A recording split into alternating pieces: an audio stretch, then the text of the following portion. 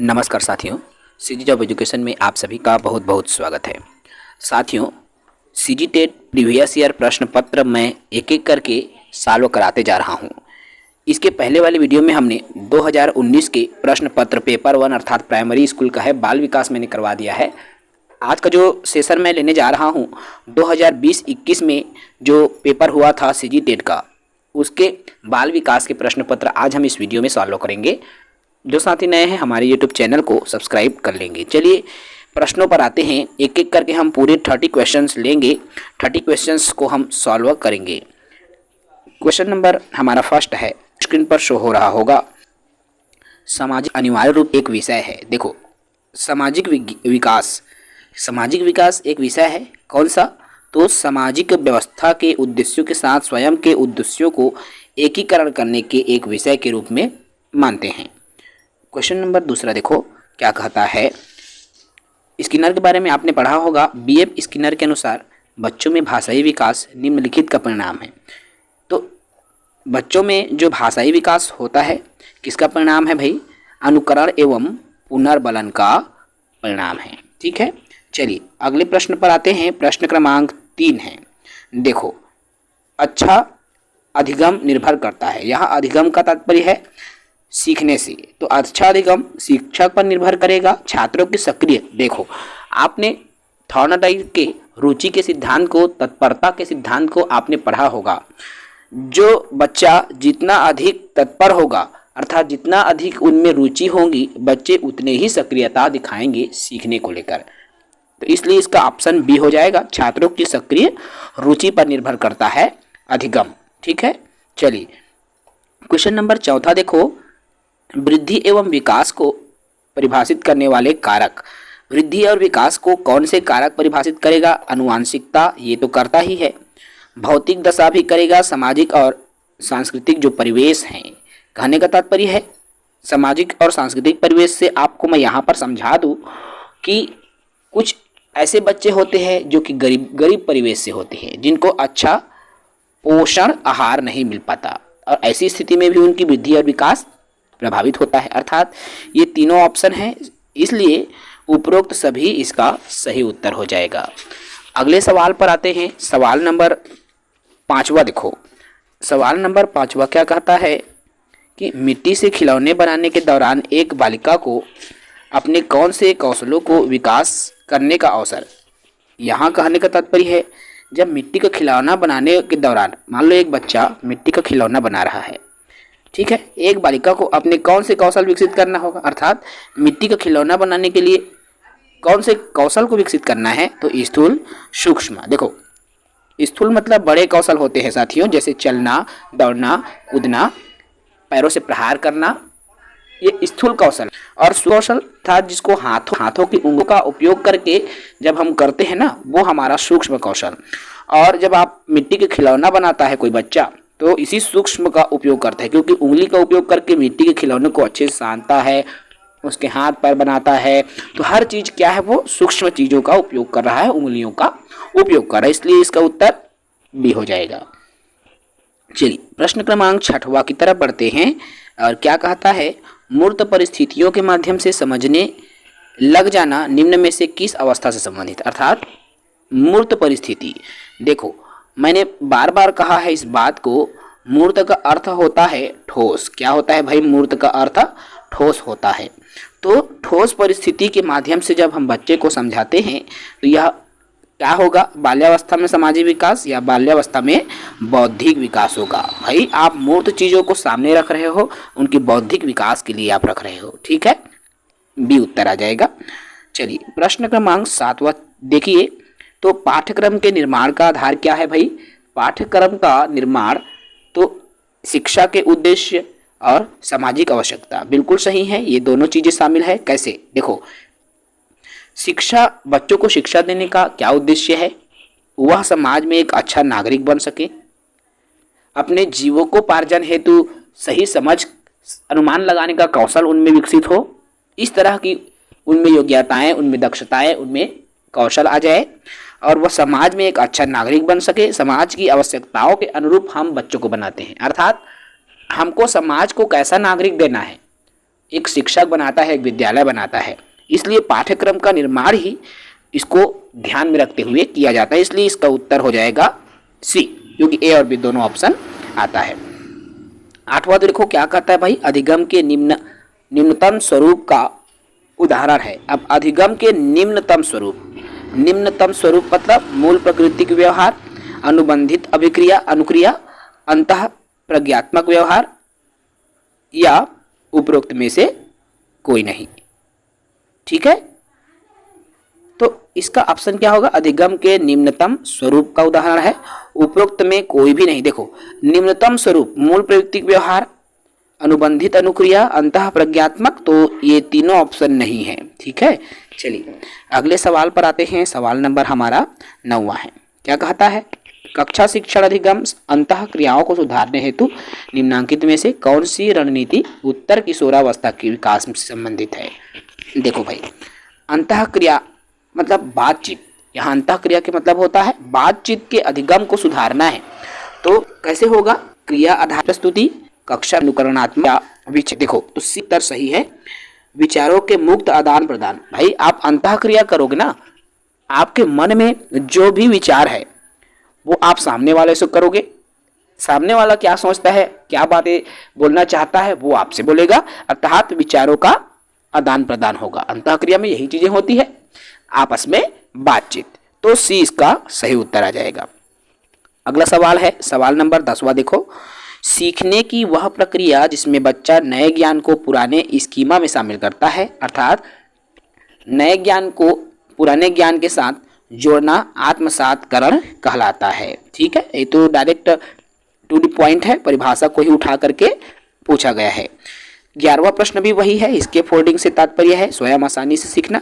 तो शिक्षकों की मदद से, देखो यहाँ पर मित्रों की मदद से कर पाना, शिक्षकों की मदद से कर सकता है, अर्थात शिक्षक या, याद रखना इस बात को ना, शिक्षक या अपने से बड़े कोई भी उसकी मदद से जब बच्चा करता है तो उसी को बोला जाता है इसके फोल्डिंग। ठीक है, इसमें मित्र नहीं, अपने से बड़े हो जाएगा या कोई शिक्षक, पेरेंट्स, ये तमाम चीजें आ जाएंगे।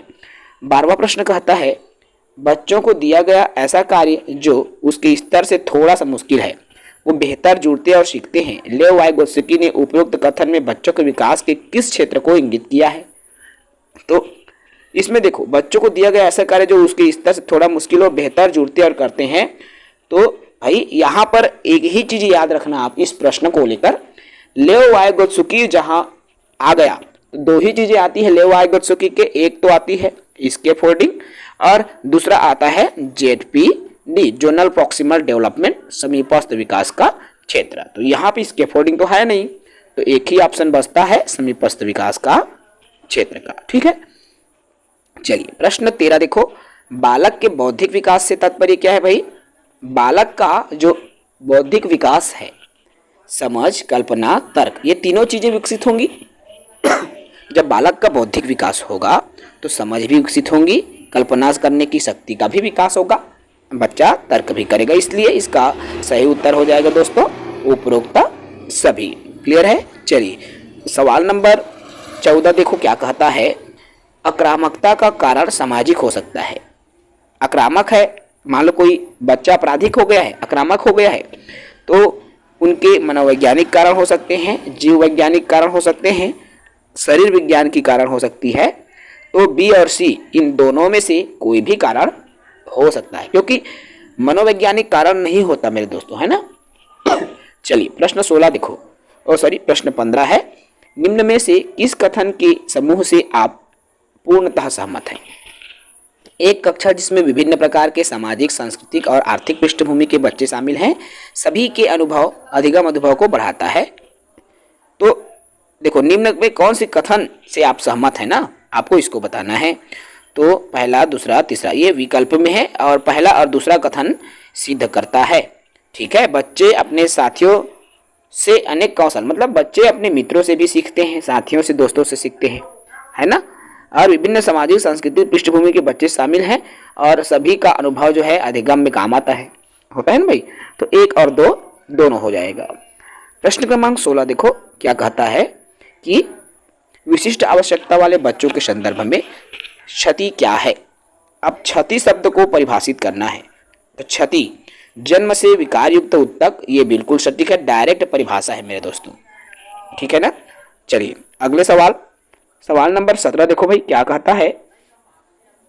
एक शिक्षक की शिक्षण प्रक्रिया किस प्रकार के पर केंद्रित है। किस पर, अर्थात एक शिक्षक की शिक्षण प्रक्रिया किस पर केंद्रित है। आगमनात्मक पर, प्रयोगमूलक पर, ए और बी दोनों पर, या उपरोक्त में से कोई नहीं। तो भाई इनमें से कोई नहीं, ठीक है। एक शिक्षण प्रक्रिया इनमें से किसी पर भी निर्भर नहीं है, किसी पर भी केंद्रित नहीं होता। प्रश्न 18 कहता है शिक्षा का अधिकार अधिनियम आरटी एक्ट 2009, ठीक है, आरटी एक्ट 2009 के अनुसार कौन सा कथन सही नहीं है। सही जो कथन नहीं है भाई उसको बताना है। तो सरकारी शिक्षक स्कूल के अलावा ट्यूशन नहीं पढ़ा सकते, ये नहीं है, नहीं पढ़ा, यही उत्तर आ जाएगा। सीधे से ऑप्शन देखने की जरूरत नहीं है। अगला सवाल है सवाल नंबर 19 देखो। जिन पियाजे के अनुसार किस अवस्था में भाषा योग्यता एवं संप्रेषणशीलता का सर्वाधिक विकास होता है। देखो भाई भाषा योग्यता संप्रेषणशीलता मतलब उसमें अमूर्त चिंतन की अवस्था आ गई है। और अमूर्त चिंतन इंद्रियजनित ये तो पहली है 0 से 2 वर्ष की, पूर्व 2 से 7, मूर्त 7 से 11 और अमूर्त मतलब 11 से ऊपर। तो यही है आपका अमूर्त संक्रियात्मक अवस्था, ठीक है। अगले सवाल की तरफ बढ़े। सवाल नंबर 20 क्या कहता है। सामाजिक विकास के संदर्भ देखो संबंधित किस चरण में व्यक्ति समूह समाज राष्ट्र के विहत्तर हितों में अपने हित को त्याग सकता है। मतलब समाज के हित, देश के लिए, समाज के लिए कुछ करने का जुनून आपको युवावस्था में देखने को मिलता है ना। कौन सी अवस्था में देखने को मिलता है भाई, युवावस्था में देखने को मिलता है। और इस युवावस्था को किशोरावस्था के नाम से भी जाना जाता है, ठीक है ना। चलो अगले सवाल है सवाल नंबर 21 देखो। कोहल वर्ग के नैतिक विकास के सिद्धांत के अनुसार, अब कोहल वर्ग ने यहाँ पर नैतिक विकास का या नैतिक चिंतन का सिद्धांत दिया है ना, याद रखेंगे। तो इस सिद्धांत के अनुसार कौन सी अवस्था बालकों के नैतिक विकास की अवस्था नहीं है। देखो कानून व्यवस्था बनाना नैतिकता को प्रदर्शित करेगा। स्वयं केंद्रित, यहाँ पर इसी स्वयं केंद्रित मतलब वो स्वयं के नियम पर चलता है, समझ रहे हो ना। स्वयं केंद्रित से तात्पर्य है वह नियमों से ऊपर उठकर जब काम करता है ना तो वही स्वयं केंद्रित हो जाता है, ठीक है। चलिए अगला सवाल है सवाल नंबर 22 देखो। सीखने की वह प्रक्रिया लर्नर शुरू में के द्वारा प्रदर्शित क्षमताओं से अंतिम अपेक्षित व्यवहार तक ले जाया जाता है। सीखने की वह प्रक्रिया जिसमें लर्नर्स को शुरू में उसके द्वारा प्रदर्शित क्षमताओं के अंतिम अपेक्षित व्यवहार तक ले जाते हैं, किसमें, बैंकिंग, प्रोग्रामिंग, रचनावादी, अर्थात उसके प्रदर्शित क्षमताओं के अंतिम अपेक्षित व्यवहार तक ले जाते, एक रटने की तरह से एक प्रकार के प्रोग्रामिंग मॉडल में ये हमको देखने को मिलता है। अब यहाँ रचनावाद का तात्पर्य है तरह तरह के तरीकों से जब हम बच्चों को बताते हैं ना वो होता है रचनावादी, ठीक है। अगला सवाल नंबर 23 देखो। पियाजे के अनुसार बच्चों के संज्ञानात्मक विकास में मूर्त संज्ञात्मक अवस्था होती है। देखो अब यहाँ पर मूर्त है ना, संवेदी, पूर्व, मूर्त। संवेदी का 0 to, पूर्व का 7 से 11, अमूर्त देखो 2 से 1 पूर्व और मूर्त का 7 से 11। तो ये सही उत्तर हो जाएगा 7 से 11, ठीक है। चलिए सवाल नंबर 24 कहता क्या है। देखो संज्ञानात्मक विकास का अर्थ है, संज्ञानात्मक विकास, संज्ञान का तात्पर्य यहाँ पर किससे है दोस्तों, बुद्धि से है। किससे है, बुद्धि से है। तो संज्ञानात्मक विकास व्यक्तिगत विकास है, अभियोग्यता का विकास है, बच्चे का विकास है या शारीरिक कौशल का विकास है। तो संज्ञानात्मक विकास किसका विकास है दोस्तों, अभियोग्यता का विकास। अभियोग्यता मतलब बुद्धि, योग्यता मतलब बुद्धि से ही जुड़ा हुआ है, संज्ञान से ही जुड़ा हुआ है, ठीक है। बाकी ये तो नहीं है, बाकी भी नहीं मिलेगा आपको, यही ऑप्शन सटीक है। प्रश्न क्रमांक 25 की तरफ देखो। रूपा के आंखों की कॉर्निया सूख गई है, उसे दिखाई देना बंद हो गया है।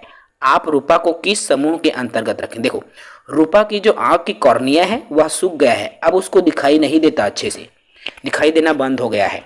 तो ये पहले दिखता था, लेकिन ये जो बाद में ये हुआ है, ठीक है ना, बाद में हुआ है, अर्थात वो एक अंग उसका चला गया है, ठीक है, अपंगता, इसलिए इसको अपंगता की श्रेणी में रखेंगे, ठीक है। चलो अगले सवाल की तरफ हम बढ़ जाते हैं। सवाल नंबर हमारा 26वां है। देखो भाई, विशेष आवश्यकता वाले बच्चों के लिए समावेशी शिक्षा का प्रयोजन रखा गया है।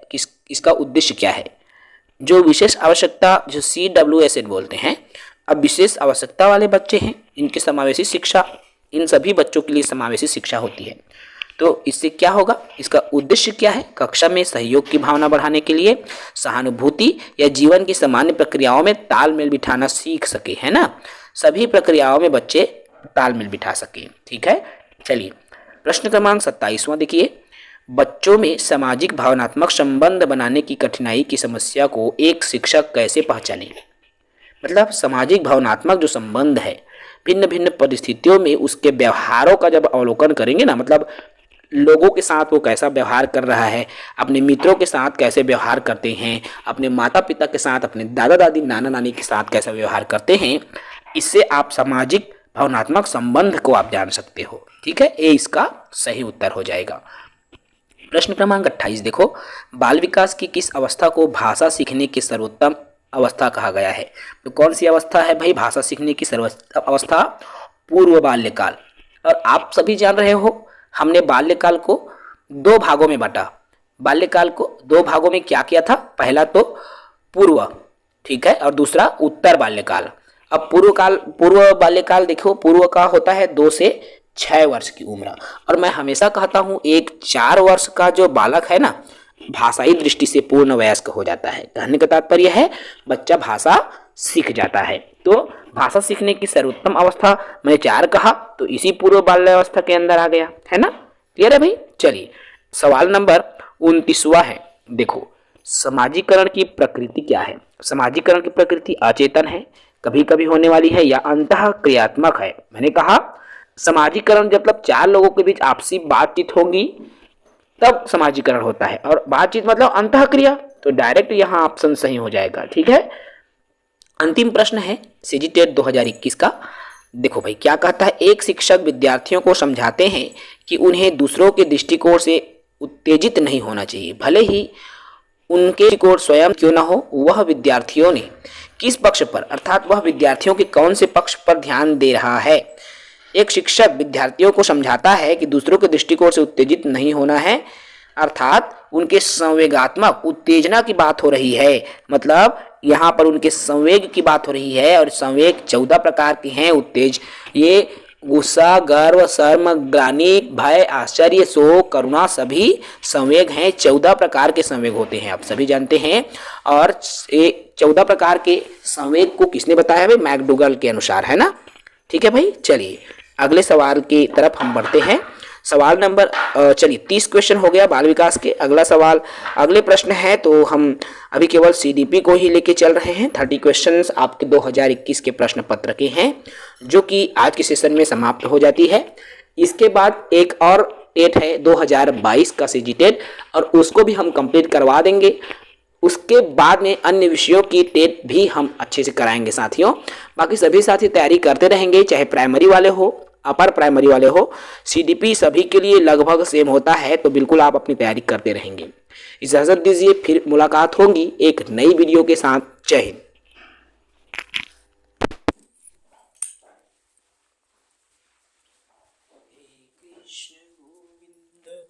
हरे मुरारी, राधे नारायण।